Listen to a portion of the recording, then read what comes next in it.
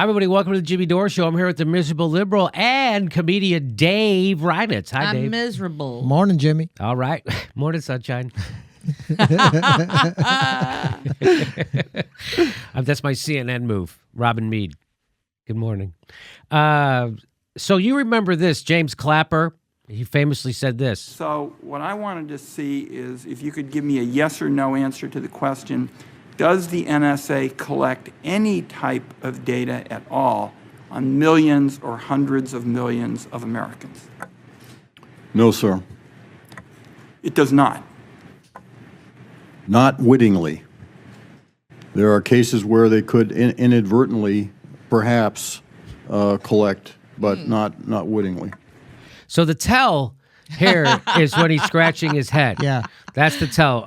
No, sir. No, we don't. Yeah. So what he just did is called lying to Congress. That's a crime. It's a felony. You're supposed to be in prison after you do that. But again, you know, in this country that we don't prosecute powerful people. That doesn't happen anymore.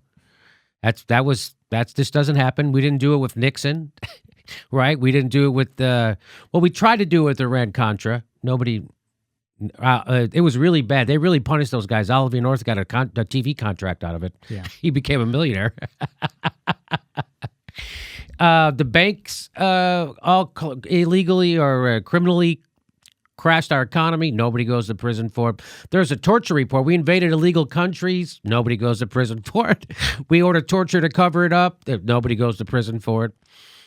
And so nobody goes to, you know who does? The Edward Snowden, Chelsea Manning, Eric Garner. That's who we get.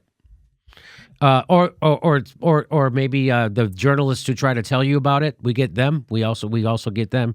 Barack Obama used the Espionage Act to prosecute journalists who were being whistleblowers, telling you about crimes your government was committing. That's Barack Obama, neoliberal till the day he dies. So yes, James Clapper, the former director of national intelligence, is lying to Congress, and that's okay because he's friends with everyone. But don't you try that. Don't you try it. So they spy on us, right? So the government takes every phone call, every email, every text you make. They got it. And that's unconstitutional, by the way, but we live in unconstitutional times. The Constitution doesn't matter anymore. It doesn't.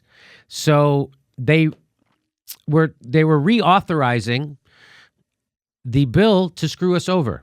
They had to do that. They had to reauthorize it. And Pramila Jayapal, who's in Congress, who's a very progressive. They all seem so very interested. Oh. Wait, nobody came to work today. Right. You know what I mean? Yeah. It's just national security. Yeah. You know, I had a golf Strong day. opposition to this bill that does nothing to stop the unconstitutional collection of Americans' international communications without first obtaining a warrant, and codifies the practice of indiscriminately sweeping up massive amounts of domestic communications. What makes us different from those who would harm us is our commitment to our constitutional values, that we are innocent until proven guilty, that our government must obtain a warrant and show probable cause that there is a legitimate reason to listen in on our conversations. This bill will further expose people to warrantless prosecutions or detention and deportation in cases that have absolutely no connection whatsoever to national security. I hope we reject this bill unless we approve the Lofgren-Amash amendment. The gentlelady is expired. Mr. Speaker, I rise and... So they did not approve that amendment. So there was they proposed amending it to make it that you had to get a warrant. You know, like our Constitution says. They voted that down. Here is the amendment would ban the practice. This is Representative Pramila Jayapal's Twitter account.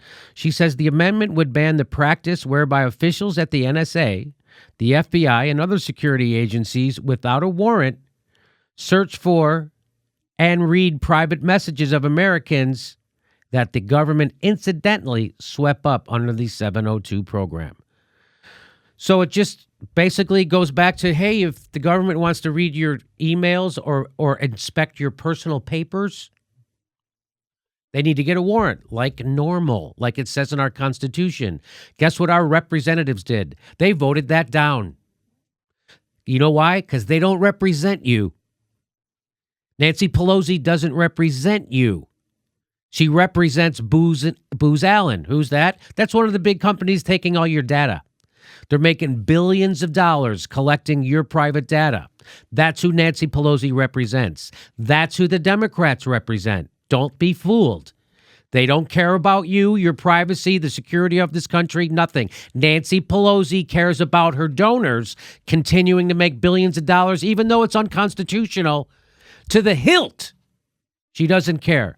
So George Zorniak, he tweeted out 55 House Democrats, including Nancy Pelosi, Denny Hoyer, and Adam Schiff, voted to kill a surveillance reform bill that would have, among other things, added a warrant requirement to 702 searches. So there's all the Democrats. So here, do you want to know a little bit? I'll give you a little bit more background, then we'll talk about it. This is from The Intercept. There's the headline: with support from Nancy Pelosi, House gives Trump administration broad latitude to spy on Americans. The law serves as the legal backing for two mammoth NSA programs revealed by Edward Snowden: Upstream, which collects information from the internet junctions where data passes in and out of the country, and PRISM, which collects communications from U.S.-based internet companies like Google, Microsoft, Apple, and Yahoo. So all your internet searches, all that stuff. The program rests on the notion that they are targeting foreigners, but they also collect massive amounts of data on Americans, including wholly domestic communications. So the whole idea was, this is just if you're communicating with someone in a foreign country, then we're going to look at the person who's in the foreign country. We're going to target. That's not what's happening. They're collecting all the data. James Clapper lied about it. He lied, literally lied. Amazingly, the intelligence community has never disclosed how much data they're collecting on us. Amazingly, the intelligence community has never disclosed how much data they're collecting on us. Numerous members of Congress have requested an estimate since 2011, but guess what? Both neoliberal, moderate Republican Barack Obama and crazy man Trump have refused to provide one. Maybe Obama was just as crazy as Trump or just as destructive? Well, I don't know. You tell me. Turns out, yes, when it comes to the illegal spying, warrantless wiretapping, and breaking the Constitution.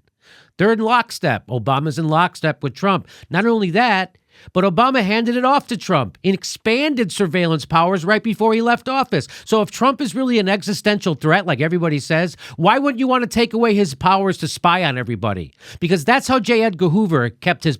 People remember J. Edgar Hoover? He was the head of the FBI, and he was the guy who pulled the strings on everybody in the country and in the government. Why? Because he could wiretap them, and he had dirt on everybody. What do you think this is?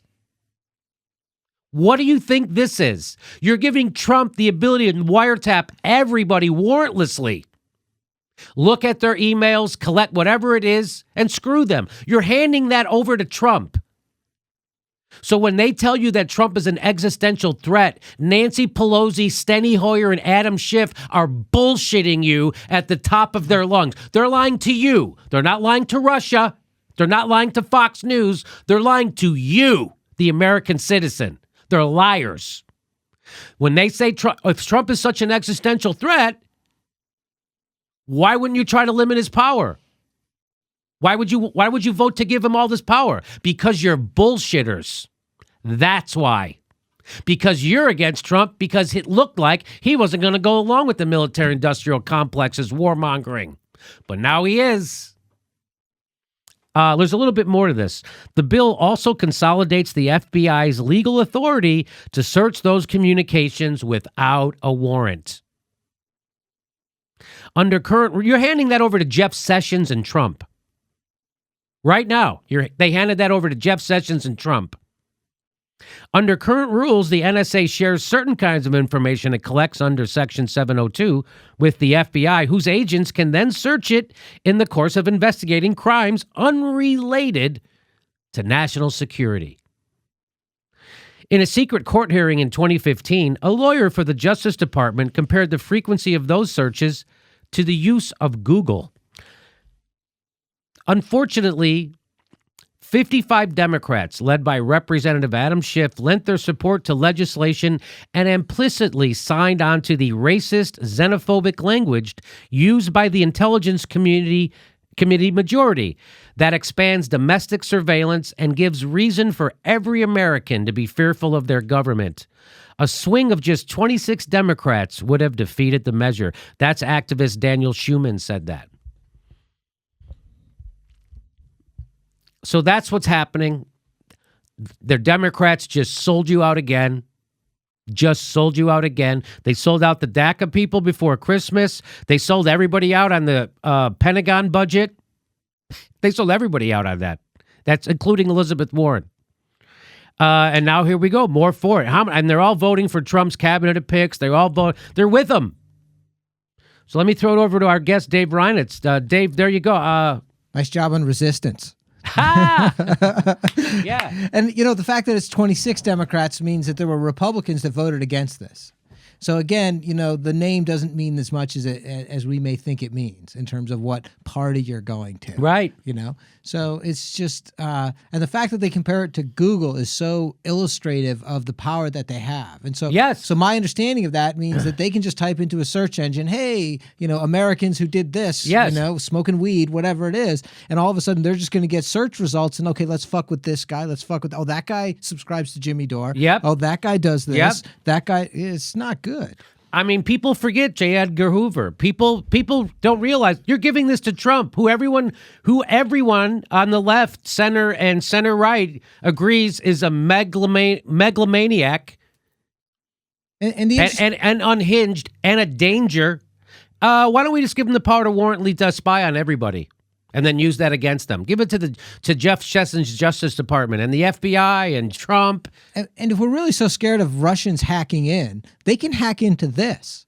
It's not like they're not going to figure out a way to get access to this very same database that the FBI is using, right? They're all just hacking each other. They're all stealing each other's secrets. Well, Amazon has all this in a cloud. Right, exactly. I'm guessing most of this is in the Amazon cloud because that's the $600 million deal they gave Jeff Bezos. Amazing. Remember, Jeff Bezos bought the Washington Post for $250 million. A couple months later, the CIA gave him $600 million. Yeah. Turns out he didn't really lose any money buying the Washington Post because he's in bed with the CIA. Like, don't worry, we'll take care of that for you, but you make sure you do this for us, all right? And then you run the paper and you say nice things about us, which they do. Isn't that funny? The richest guy in the world, Jeff Bezos, is in bed with the CIA and the Pentagon. And now this?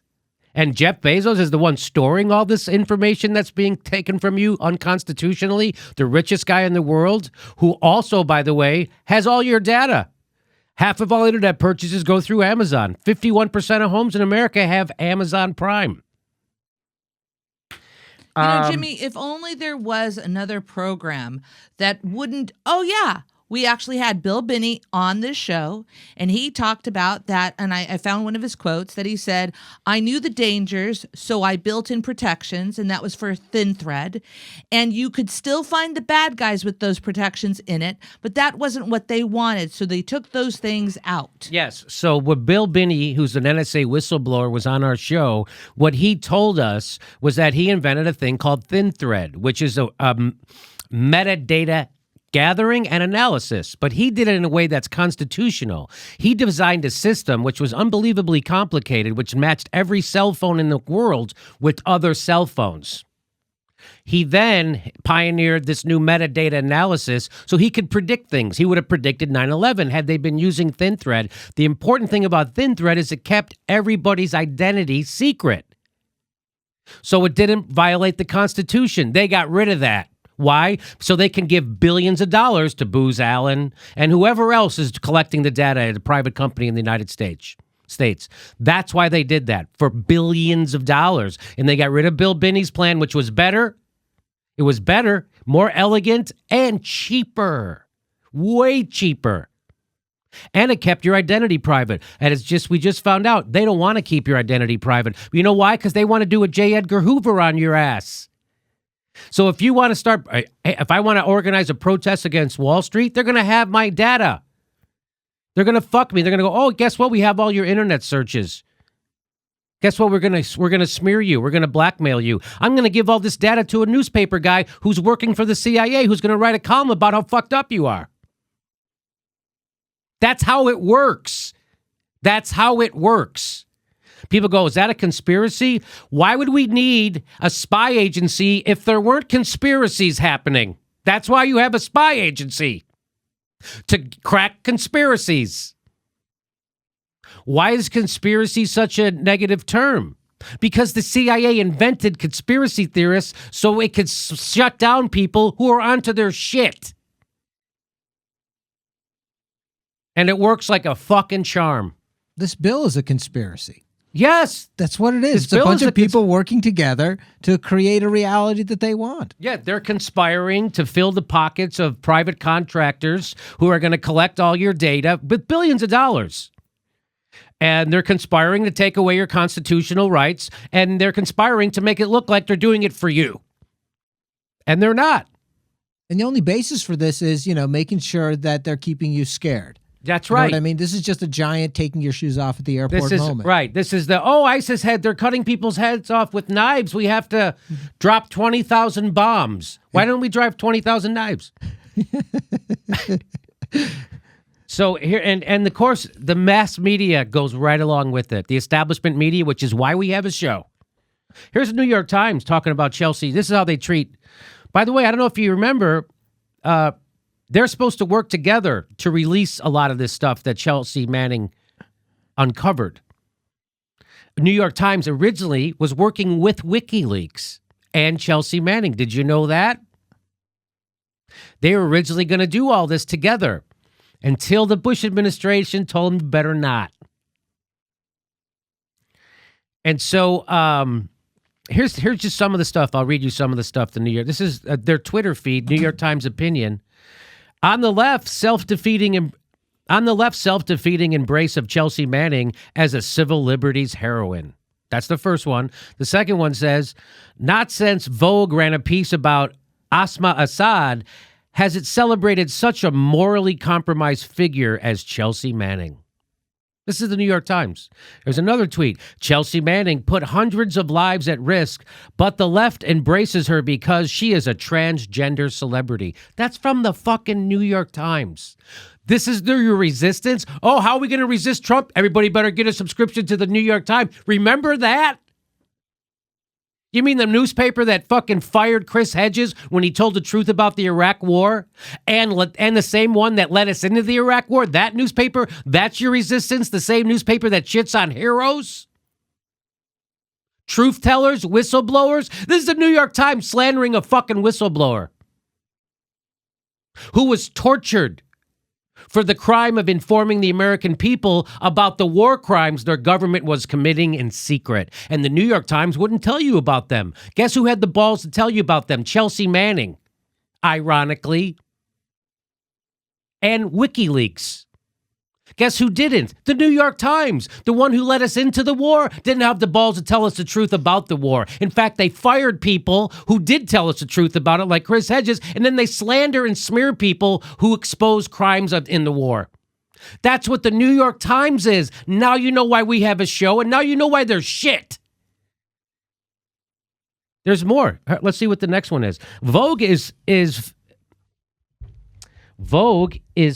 feting? Is that a word? Feting? Mm-hmm. F-E-T-I-N-G? Mm-hmm. Vogue is feting Chelsea Manning with little regard for the fact that she jeopardized innocent lives around the world. Oh, Not God. one life.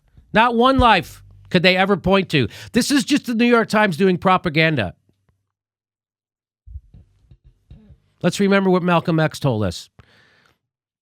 If you're not careful, the newspapers will have you hating the people who are being oppressed and loving the people who are doing the oppressing. And that's what the New York Times is trying to do. Any person willing to give up a little bit of liberty for a little bit of safety deserves neither liberty nor safety. Benjamin Franklin. Jimmy, I want to add to that. Bill Binney said in 2008, after they passed the 5-year extension of FISA, he said people should feel the ability to go out there and do anything that they want to without being looked at all the time, monitored or watched. And he says, so the terrorists win. The terrorists won. The terrorists have won. Are you kidding me? I got to have an airport employee feel my balls to get on a plane? The terrorists have won.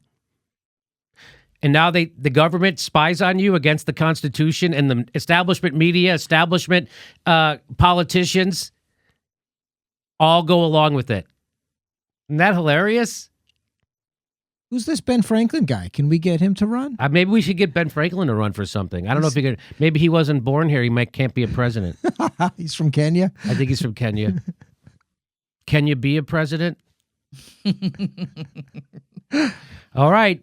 So there you have it. Now you know why we have a show. This is why we have a show, because of the New York Times is so shitty. Just as shitty as your government. In fact, it's almost like they work for each other. Please make sure you subscribe, because they don't want you to see this show. They're effing us over. They are pushing mainstream news on YouTube now. YouTube is now algorithm their YouTube so that you watch MSNBC, CNN, which no one used to ever watch on YouTube. No one used to ever watch them. And now they've rejiggered their algorithms to favor those mainstream news people. And now Rachel Maddow gets 200,000, 300,000, 400,000. Sometimes she'll get 1 million hits on YouTube. No one watched that show on YouTube before. And they've halved they keep unsubscribing people. So make sure, even if you think you're subscribed, check. They're unsubscribing people from shows like this all the time. Even if you think you're subscribed, make sure you check and then click that bell so you get a notice every time we drop a video. That's another thing they're doing, not notifying our subscribers when we drop videos.